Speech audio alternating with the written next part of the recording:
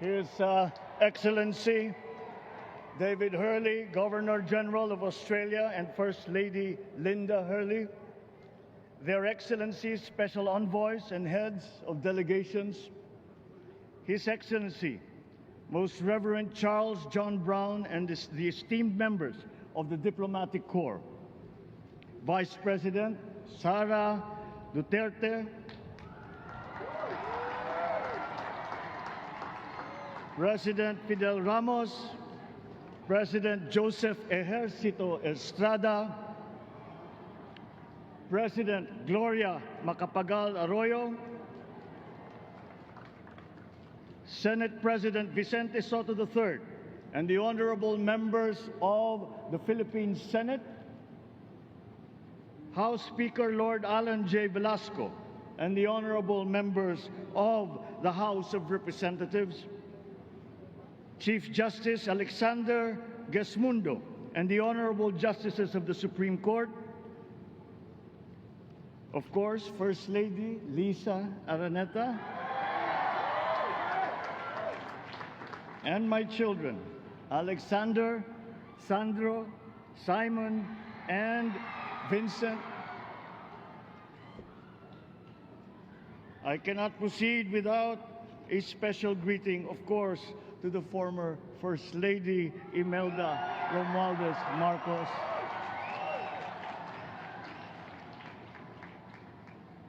other distinguished guests, ladies and gentlemen, my friends, ang aking minamahal na mga kababayan, magandang tanghali po sa inyong lahat. This is a historic moment for us all. I feel it deep within me.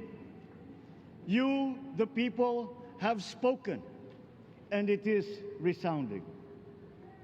When my call for unity started to resonate with you, it did so because it echoed your yearnings, mirrored your sentiments, and expressed your hopes for family, for country, and for a better future. That is why it reverberated and amplified as it did, to deliver the biggest electoral mandate in the history of Philippine democracy. By your vote, you rejected the politics of division. I offended none of my rivals in this campaign.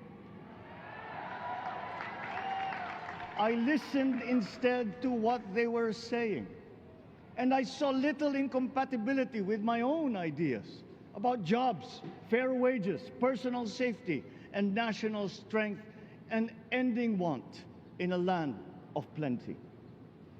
I believe that if we but focus on the work at hand and the work that will come to hand, we will go very far under my watch.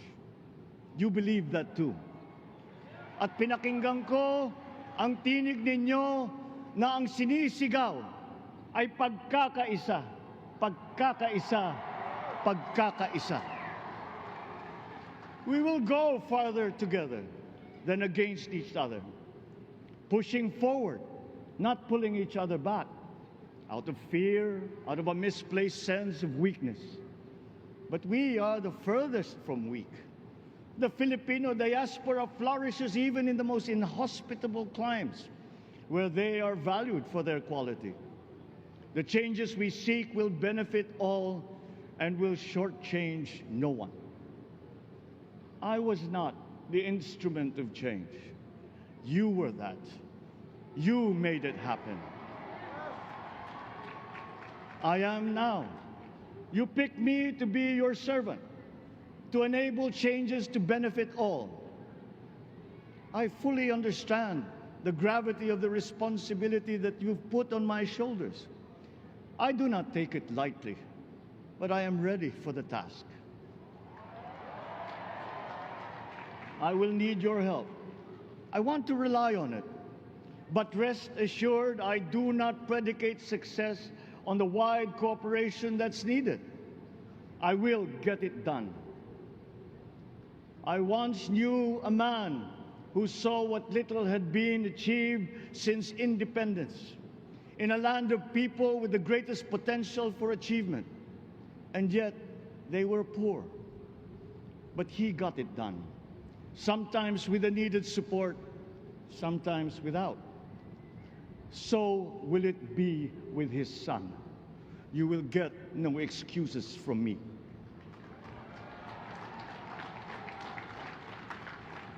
I am here not to talk about the past.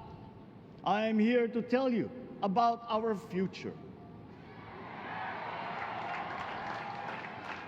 A future of sufficiency, even plenty, of readily available ways and means to get done what needs doing, by you, by me. We do not look back, but ahead, up the road that we must take to a place better than the one we lost in the pandemic. Gains made and lost, opportunities missed, well-laid plans superseded by the pandemic. Indeed, ours was the fastest growing economy in ASEAN by ways now outdated. We shall be again by a radical change in the way the world must now work to recover what we have lost in that fire and move on from there. We face prospects of the spread of the war abroad, of which we are totally blameless. We seek friendship with all. But countries like ours will bear the brunt of it. And if the great powers draw the wrong lessons from the ongoing tragedy in Ukraine, the same dark prospect of conflict will spread to our part of the world. Yet, there is more out there. Like going forward by new ways of doing that the pandemic forces us to adopt. A stronger resilience, quicker adaptability. They are our best prevention. They are our best protection. Quiet reflection in a rough and tumble campaign of a breadth and intensity never experienced revealed some of them, such as the willingness to listen despite the noise, the hesitation to quarrel over differences, and to never, ever give up hope of reconciliation. These gave me the peace to ponder deeper. There are hints of a road not taken that could get us out of here quicker, to something better, something less fragile. There is also what you, the people, did to cope, but this time empowered by new techniques and more resources. You got by, getting some of what you needed with a massive government help, and for this I thank my predecessor for the courage of his hard decisions. But there is a way to put more means and choices in your hands. I trust the Filipino.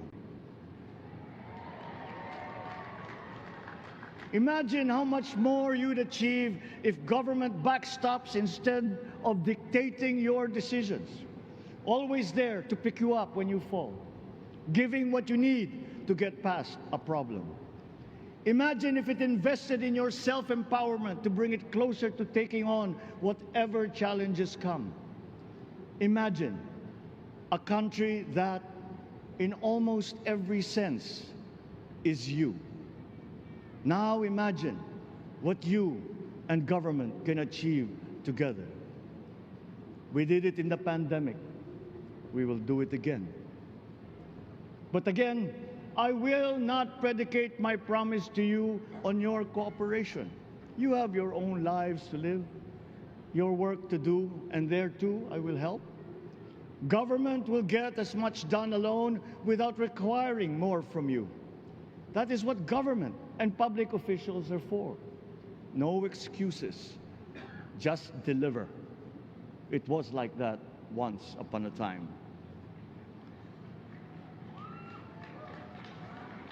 I did not talk much in this campaign.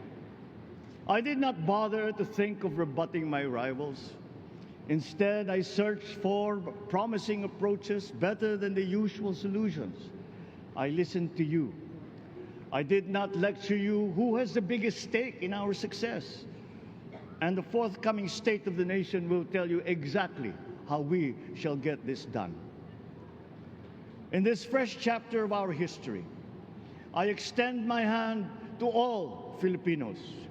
Come, let us put our shoulders to the wheel and give that wheel a faster turn to repair and to rebuild and to address challenges in new ways, to provide what all Filipinos need, to be all that we can.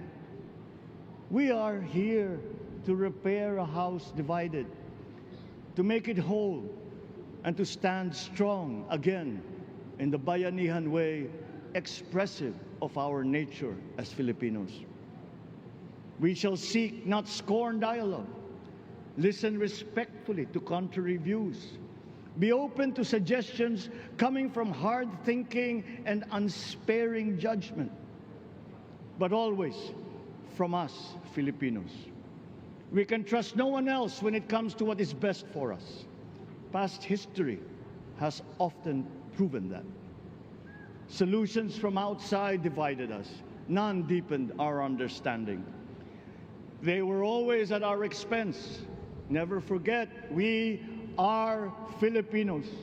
One nation, one republic, indivisible. We resisted and never failed to defeat foreign attempts to break up our country in my father's watch. His strongest critics have conceded that. So let us all be part of the solution that we choose. In that lies the power to get it done. Always be open to differing views, but ever united in our chosen goal. Never hesitating to change it, should it prove wanting. That is how agile, resilient republics are made. Our future we decide today. Yesterday cannot make that decision anymore, nor can tomorrow delay it. The sooner we start, the surer and quicker the prospect of achieving our future. These are troubling times. What's happening to others can happen to us, but it will not. We see what's happening. We are witness to how it is being stopped, and we have seen the glory that crowns struggle against all odds. Giving up is not an option. We've been through times of bitter division, but united, we came through to this when it shall begin again, but better. The campaigns I've run have taken me here where I stand today. I listened to you, and this is what I have heard. We all want peace in our land. You and your children want a good chance at a better life in a safer, more prosperous country. All that is within reach of a hard-working, warm, and giving race. Your dreams are mine. Pangarap nyo ay pangarap ko. How can we make them come true? How can we do it together? But I will take it as far as anyone with the same faith and commitment can, as if it depended entirely on himself. Sa pangarap na maging mapayapa ang ating bansa, ang pangarap nyo ay pangarap ko. Sa pangarap na maging maunlad ang ating bansa, ang pangarap nyo ay pangarap ko. At sa pangarap na maging mas masinang ang kinabukasan natin at ng ating mga anak, ang pangarap nyo ay pangarap ko. We are presently drawing up a comprehensive, all-inclusive plan for economic transformation. We will build back better by doing things in the light of the experiences that we have had, both good and bad. It doesn't matter. No looking back in anger or nostalgia. In the road ahead, the immediate months will be rough, but I will walk that road with you. The pandemic ravaged bigger economies than ours. The virus is not the only thing to blame. What had been well built was torn down. we will build it back better. The role of agriculture cries for the urgent attention that its neglect and misdirection now demands. Food self-sufficiency has been the key promise of every administration. None but one delivered. There were inherent defects in the old ways and in recent ways too. The trade policy of competitive advantage made the case that when it comes to food sufficiency, a country should not produce but import what other countries make more of and sell cheapest. Then came Ukraine. The most vulnerable when it comes to food are the countries furthest away from the conflict, those bearing no blame for provoking it. Yet they face the biggest risk of starvation. If financial aid is poured into them, though it never is, there is nothing to buy. Food is not just a trade commodity. Without it, people weaken and die. Societies come apart. It is more than a livelihood. It is an existential imperative and a moral one. An agriculture damaged and diminished by unfair competition will have a harder time or will have no prospects at all of recovering. Food sufficiency must get the preferential treatment the richest free trade countries always gave their agricultural sectors. Their policy boils down to don't do as we do, do what we tell you to. I am giving that policy the most serious thought if it doesn't change or make more allowances for emergencies with long-term effects. There is a parallel problem in our energy supply. Sufficient fossil fuel-free technology for whole economies has yet to be invented. And it is not seriously tried by rich countries. Again, consider the response of the richest countries to the war in Ukraine. But surely, a free world awash with oil can assure supplies. Or we will find a way. We are not far from oil and gas reserves that have already been developed. What we teach in our schools, the materials used must be rethought. I am not talking about history. I am talking about the basics, the sciences, sharpening theoretical aptitude and imparting vocational skills, such as in the German example, alongside the national language with equal emphasis and facility in a global language, which we had and lost. Let us give OFWs all the advantages we can for them to survive and to thrive. Our teachers from elementary up are heroes fighting ignorance with poor paper weapons. We are condemning the future of our race to menial occupations abroad. Then they are exploited by traffickers.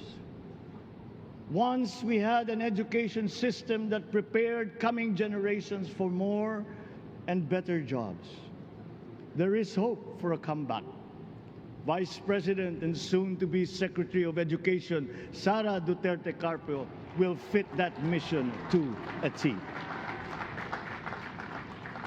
We won't be caught unprepared, under-equipped, and understaffed to fight the next pandemic. To start with, we never got over the pandemic of poor, if any, free public health. The last major upgrade of a public health system, exemplified by the resources poured into PGH, predates the current shambles by 3 generations. Our nurses are the best in the world. They acquitted themselves with the highest distinction abroad, having suffered even the highest casualties. With the same exemplary dedication, at home, they just got by. They are out there because we cannot pay them for the same risk and workload that we have back here. There will be changes starting tomorrow. I am confident because I have an OPLE in my cabinet. There were shortcomings in the COVID response. We will fix them out in the open. No more secrets in public health. Remember, I speak from experience. I was among the first to get COVID. It was not a walk in the park. My father built more and better roads, produced more rice than all administrations before his. President Rodrigo Roa Duterte built more and better than all the administrations succeeding my father's. Much has been built, and so well, that the economic dogma of dispersing industry to develop the least likely places has been upturned. Development was brought to them. Investors are now setting up industries along the promising routes built. And yet, the potential of this country is not exhausted. Following these giant steps, we will continue to build. I will complete on schedule the projects that have been started. I'm not interested in taking credit. I want to build on success that's already happening. We will be presenting the public with a comprehensive infrastructure plan. 6 years could be just about enough time. No part of our country will be neglected. Progress will be made wherever there are Filipinos, so no investment is wasted. The recovery of Philippine tourism, with its emphasis on accessing nature's beauty, I am sure will exceed expectations. And bigger is not always better, but there's something to be said for economies of scale. And yet the country invites investments in fast-rising industries with quick returns and inflicts irreparable damage for future generations. We have yet to see large-scale practical solutions to pollution, though some are beginning to emerge. But there are tried and proven new ways of mitigation. Blades have been turning over the sand dunes of Ilocos Norte, harnessing a power all around, but unseen, long before this day. I built them. The rich world talks a great deal, but does a lot less about it than those with much less, but who suffer more death and destruction from climate change and lack of adaptation. We will look to our partners and friends to help the Philippines, who, despite having a very small carbon footprint, is at the highest risk. First, spare victims, then help them recover, and move on to lessen the harmful impact of climate change. We too have our part to play. We are the third biggest plastics polluter in the world, but we won't shirk from that responsibility. We will clean up. You will not be disappointed, so do not be afraid. With every difficult decision that I must make, I will keep foremost in my heart and in my mind the debt of gratitude I owe you for the honor and responsibility that you have conferred on me. Whatever is in a person to make changes for the better of others, I lay before you now in my commitment. I will try to spare you. You have your other responsibilities to carry. But I will not spare myself from shedding the last bead of sweat or giving the last ounce of courage and sacrifice. And if you ask me why I am so confident of the future, I will answer you simply that I have 110 million reasons to start with. Such is my faith in the Filipino.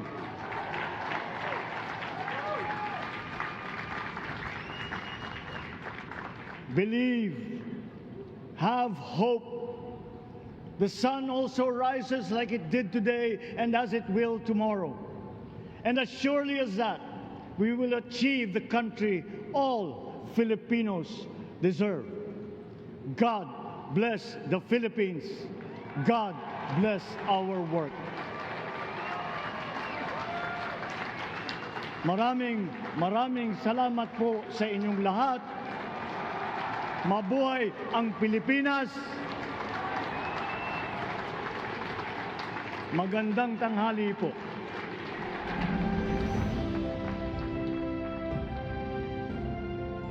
Excellencies, ladies and gentlemen, the President of the Republic of the Philippines, President Ferdinand Romualdez Marcos Jr.